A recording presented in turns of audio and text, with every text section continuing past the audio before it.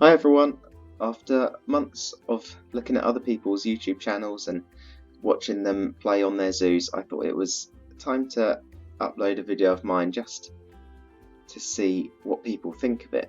A little bit about me, I actually work at Whipsnade Zoo over here in the UK as a zookeeper. So when Planet Zoo came out, I thought, amazing, I'm going to get it, I want to recreate Whipsnade. That was the first thing I wanted to do. So this is the project that I've been working on in Planet Zoo. So it is a proper scale recreation of Whipsnade. I know a lot of people have been trying to compact things down so they can fit everything in, but I wanted to try and do it properly to scale just because I thought it would look even more realistic then. So there are elements I've had to miss out. So this is a general overview of the zoo so far, but in real life this whole area here is a European area, but I decided it would be best to leave it out for now because there was other bits in the map that I wanted to get in, and currently the only animal in this area is brown bears that we actually have in the game so far. We have got the reindeer here as well, but yeah, there's a few other species there that we don't have yet, so I thought it makes sense to cut that bit out. There's a main road that runs through the zoo down here, so I've made that the boundary there. I'll also be missing out a big chunk of a drive-through area down here for different species of deer, although part of it will be in there, so I'll still get the species in. And then a big chunk here for elephants, so I might have a portion of it in. I'm not exactly sure how the scale's going to go, but that's a general overview. The first enclosure I actually started to do was up here, which is the Bongo, so I'll kind of just go through and give a little introduction and a little talk about each enclosure so far, just a brief one. So the first one I started to do was the Bongo. I just was messing around, just seeing if I could actually make a scale version of the house that we have at Whipsnade. I'd already tried doing a couple of enclosures just where they actually functioned as enclosures within Planet Zoo, but I was finding that the scale was really off. So things like the hippos, where they can only get through doorways at a certain size and things, and in reality they don't have as much space to get through as they would in Planet Zoo. So yeah, the scale was really off. So I thought I'll just mess around, see if I can actually measure on Google Maps the sizes of enclosures and fences and bits, and see if I can make it work. And this is what I came up with. So this is a pretty good scale version. Some of the detailing I'm not going to worry too much about. Things like textures and things, I find the colour is the best thing to have on there rather than the actual texture itself. It does function, animals can get through and use this as a shelter. I'm only focusing on the outsides of enclosures, buildings, just because the inside's a bit fiddly because they're actually to scale, so a lot of the elements are smaller than what the game really allows to work really well. So I've made insides sort of roughly accurate just from as you can look from the outside, but within they're just blank and empty. Any enclosures that have got areas where there's a main focus on indoor public viewing, then I'm going to try and incorporate that, but we'll see how we go. So yeah, Bongo enclosure. A lot of Whipsnade's enclosures are really nice and big and spacious, but within them there's not a huge amount of actual features, and there's not a lot of theming and things like you've seen probably in a lot of other zoos, especially on Planet Zoo. So just a large enclosure with a lot of trees, a few fenced off little areas there as well with some more trees. And that is basically it really.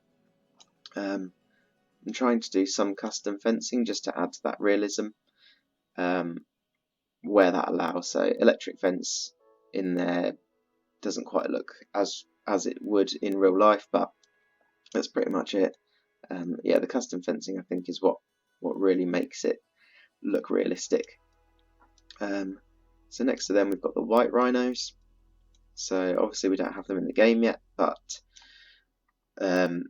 some species I'm going to replace with other ones, and then other species I will just leave blank and hope that we actually get them added to the game at a later point. And I'm sure we should hopefully get white rhinos at some point. So this is the white rhino house. This is one where I have got indoor viewing because there's a big focus here on indoor viewing up here. So I will do aspects of the inside, but I just won't go too crazy because it will take me forever. So yeah, that is the inside.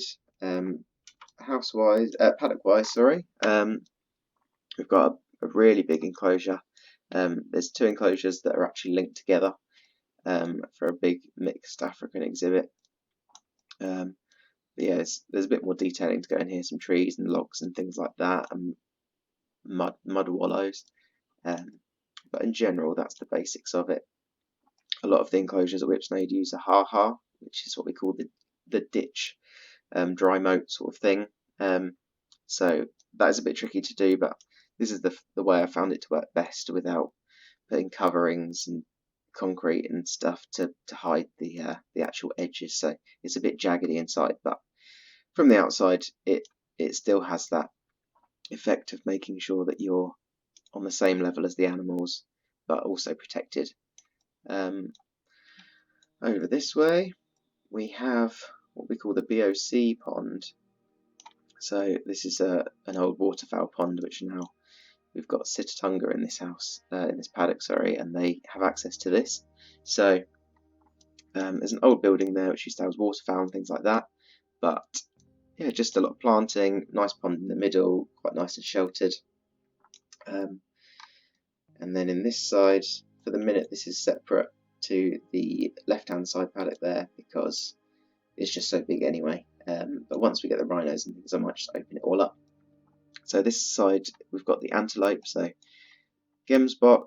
In real life, we've got gemsbok in here. And then in place of Sitatunga, I've put the Nyala, because they're another sort of smaller antelope species, fairly similar looking, really. So yeah, these two in this house. We've got a viewing point up here, little mound to have a look through. Nice views for both sides. And then down here, the antelope house. So a lot of these antelope houses, the Bongo, this antelope house down here, they have a similar sort of pattern. So they sort of different yards, long big house there. Yeah, fairly simple. And this way we've got the giraffes. So this one's not finished yet. This walkway here is the most complicated thing I've had to try and do so far. It's getting there, but it's a little bit off, so I've been putting it off really, even though the rest of the enclosure's almost completely done. Yeah, I have been putting that off. The giraffes can't access in there, which is a bit annoying because the doors are too small, but oh well, they've got this outside shelter. I'm trying to focus more on what it looks like rather than a lot of the actual game mechanics as such, just because it's a bit more restrictive. So yeah, this is the giraffe enclosure, moat there, with pond moat, so that you get a sort of fenceless view from here, which is nice. On the other side here, this is an enclosure for gaur, which is a big wild cattle. In place of them, I'm going to have buffalo in here. One of the most awkward things so far about making all these enclosures and doing everything to scale and all that sort of thing is the terrain. The terrain is like the most difficult thing I've done so far. You can see in this one, it does slope downwards, which was surprisingly hard to do. And the same with this paddock next to it. What I found has helped, which I know everyone has their own techniques, but what I've done is I've made a grid here that I can put onto the enclosure and delete so that it's the size of the enclosure, and then from that it more easily lets me know what the terrain actually looks like rather than trying to look at it from different angles and seeing what it looks like. So you can kind of tell if you're increasing terrain, doing stuff like that, you can just kind of map it a bit better. You can think, oh, that needs to be flatter down there. So that's what I found works pretty well. As I say, everything is to scale, so I've got some markers here that are at different scales, so I've kind of mapped out buildings. There's a few buildings that haven't been put in yet, but I've made already. They're out in the back, and I've been just putting basic sort of framework of buildings, and then once they're all in place and terrain's done, everything like that, then I've actually been doing the detailing for the buildings, the detailing of paddocks. I've been mapping out the actual paddock boundaries as well using Google Maps and scaling and stuff, so it's time consuming, but I think the results are quite good. They do actually look quite realistic. So yes, this paddock next to it is for Nilgai, which is an Asian antelope. These guys again aren't in the game. I'm not sure if I'll have a replacement or if I'll just leave it blank until something else comes along.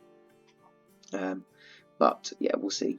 We'll see what we get in the future. This paddock's got a few sort of waterways and sort of reed beds and things, so that was a bit trickier to do with the terrain and everything, but I think it's come out looking pretty good. So you can see I've mapped out a few other bits. Got this side here is all mapped out already, and that side laid out, and this corner up here is all laid out. But what I've had to do with the terrain, even though everything was mapped out size wise, terrain wise, I started with the giraffes because it's just a nice flat area, and then I'm working my way out from there, so I know that from here it slopes downwards, so I've been doing that bit first. I know going that way, oh, that's straight until there, so that's what I've been doing. So any actual detailing terrain and stuff I've been doing outwards from this one point, so yeah, you can kind of tell where there's not all these temporary paddock fences, what's actually been terrain modified and everything. Yeah, it's coming on quite nicely. I'm going to have to keep the video fairly short because the last one I made was too long and it wouldn't let me upload it, so that's kind of the first half of what we got. So yeah, I'm enjoying doing this. I think it's quite a challenge. I know it's not, in a way, not as creative as a lot of other people who are doing these amazing fantasy zoos, but I think it's got its own sort of version of being creative. Is sort of trying to actually make the tools that you've got within Planet Zoo work for an actual real life zoo is quite difficult actually. Mapping everything out is very time consuming, but yeah, like I said, I think the results are actually really good. If you go on Google Maps, you can do a walkthrough of Whipsnade to kind of compare. It's quite dated now. It's from 2013, so obviously within zoos a lot can change within a few years, but the general basics of it are similar, and then you'll be able to get an idea, and also just from going on Google Maps looking straight down on the zoo, you can kind of get an idea of what it is like. There's kind of a main entrances around here. There's a main loop that people can drive their own cars through, that goes all the way around this way and also around that way, and then obviously loads of paths and things within it. But we have got a train that runs through a portion of it, but that's sort of within this corner here, so probably not going to be able to get all of it in, but I might try and do a bit, make it go underground and pop back up, something like that. And then, like I said earlier, there's a drive-through area here with deer and things in it, which would be cut off down here somewhere. So yeah, I probably won't get that bit, all of it in, but if I can get a portion and the animals make it look right, then that's all I'm worried about really. So yeah, that is part of the zoo so far. I'll probably make another video and just go through the rest of it and some of my plans for what's going to happen, what's going to be where. So yeah, I hope you enjoy it, and hopefully I can give people some ideas of how to recreate their own zoos, places they like to visit, anywhere they work, in Planet Zoo, and the techniques that I've used.